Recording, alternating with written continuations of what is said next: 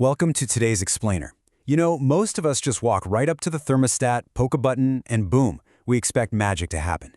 But right behind your walls, there's a hidden, complex mechanical world, fighting a literal daily battle against the elements. Today, we're using the wild weather of Auburn, Washington as our high-stakes case study. We're going to see exactly how a localized microclimate pushes our household machinery to the absolute brink.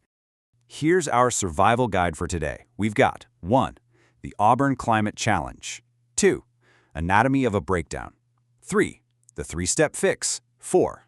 The cold hard math. And 5. Protecting your investment. Seriously, make sure you stick around for section 4 because we're unpacking a brilliant formula that literally tells you exactly when to repair or replace your system. Let's get into it. Okay, section 1, the Auburn Climate Challenge. Let's dive right into how the specific weather outside is way more than just a backdrop. It's actually an active, relentless antagonist to your home's machinery. So I want to ask you something directly, and I bet it taps right into your homeowner anxiety. Ever wonder why your air conditioning seems to completely die on the absolute hottest day of the entire year? Or why your furnace just flat out gives up on the very first freezing night? Honestly, it feels like terrible luck, right? Well, actually, scratch that. It's not luck at all. It's a totally predictable mechanical failure driven by some sneaky geographical culprits. Just take a look at these extreme conditions. In a place like Auburn, we're dealing with wet winters dropping down into the 30s, and then wham, summer highs pushing up into the 90s. That wild temperature swing, it forces your system to run these incredibly long, exhausting cycles. But it gets worse, because you add in the heavy humidity rolling off the Green River Valley, and man, that moisture gets sucked right into your system. It's basically a breeding ground for mold in your ductwork and causes massive condensation issues on your evaporator coils. Oh, and if you live up on a hillside, you're fighting elevation pressure changes that actively push back against your home's airflow. It's wild. Section 2, Anatomy of a Breakdown. So we know the environment is super hostile. Now let's look at what actually happens when the weather wins and these relentless stressors cause specific breakdowns. And this brilliantly illustrates how your specific neighborhood's architecture literally dictates your breakdown risks. It is definitely not a one-size-fits-all kind of deal. Say you're in an older 70s or 80s build-out in Lea Hill, your biggest vulnerability is probably undersized ductwork that just cannot handle modern efficiency demands. Or maybe you live in a multi-level split home on West Hill. Your nemesis is zone imbalance. You know the drill, where one floor feels like a total sauna and the other is an absolute icebox. And for those classic ranch homes down in East Auburn, the crawl space underneath is trapping moisture, which goes right to work corroding your furnace from the bottom up. Let's talk seasonality, starting with the classic fall casualty, furnace ignition failures. Just imagine your furnace sitting totally idle in a dark, humid basement for 6 to 8 months. During that downtime, moisture goes on the attack. So when that very first cold snap hits in October or November and you finally crank the heat, nothing happens. The whole thing fails because the igniter's cracked or the flame sensor's totally corroded over the summer. The blower might be humming along, but you are definitely not getting any heat. Then we roll into the deep winter threat, heat pump defrost issues. Now, heat pumps are super common, but when temperatures plunge, they face a massive uphill battle. If a defrost sensor goes bad, or even if your system is just slightly low on refrigerant, your outdoor unit will literally frost completely over. It turns into a giant block of ice. Right when you need maximum heating capacity to keep your family warm, the system basically chokes itself out.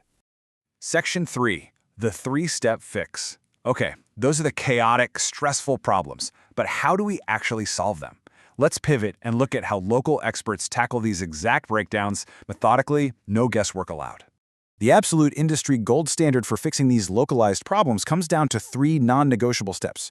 Step 1 is a rigorous diagnosis. We're talking testing electrical components and physically measuring airflow, not just taking a wild guess. Step 2, and listen, this is absolutely crucial for you as a consumer, is transparent quotes. A proper, honest fix requires upfront, flat-rate pricing. If a contractor starts throwing out open-ended hourly rates, run the other way. You need to know the exact cost before a single wrench is turned. And finally, Step 3, the repair, immediately followed by full-cycle testing to prove the system can actually handle the intense pressure of your home's unique environment. Section 4, the cold hard math. This brings us to the real insider consumer math that answers everyone's most panicked question.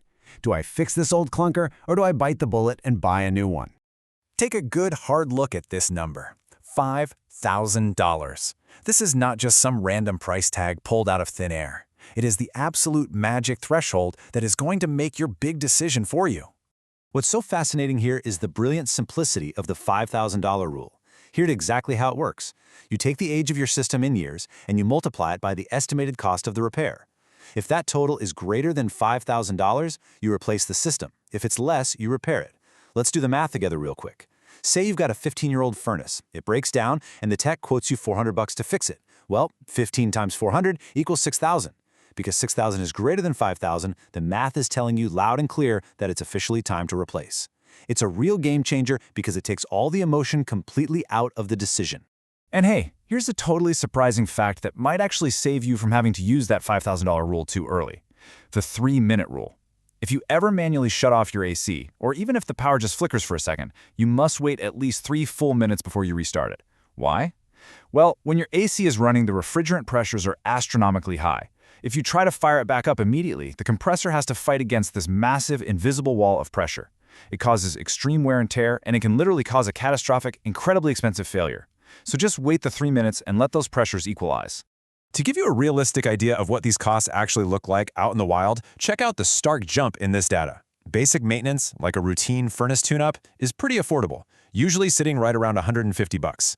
A mid-tier mechanical failure, something like a blown motor, that's going to run you closer to $450. But look at the full replacements. A brand new AC install for an average 2,000 square foot home runs about $6,000. And keep in mind, to put that into perspective, if you live in a larger property, like a 4,000 square foot home that needs multiple zone systems, you are realistically looking at an $8,000 to $15,000 investment. It's a huge chunk of change. Section 5. Protecting your investment. Since we're talking about spending what is basically a down payment on a car, how do value-conscious homeowners avoid these massive, sudden bills? Let's transition into some proactive strategies. The absolutely crucial point here is timing.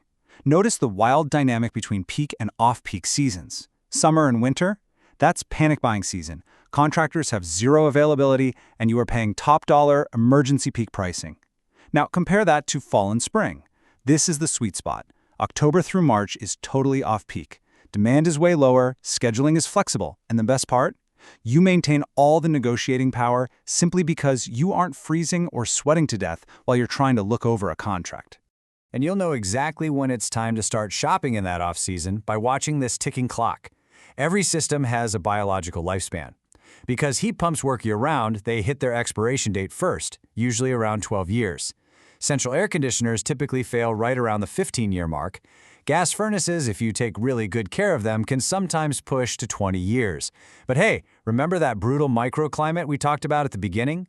If your system is constantly fighting heavy moisture and humidity, you can go ahead and shave several years right off those estimates. Which brings us to the ultimate question I want you to consider today. Based on the actual age of your equipment, the specific architecture of your neighborhood, and the cold, hard math of repair versus replacement, is your home's climate system a ticking time bomb, or are you truly ready for that next extreme heat wave or winter freeze? Take a second later today, go look at your thermostat, check the manufacturing date printed on your furnace, and use this playbook we walked through to take back control. Thanks for joining me on today's Explainer, and hey, stay comfortable out there.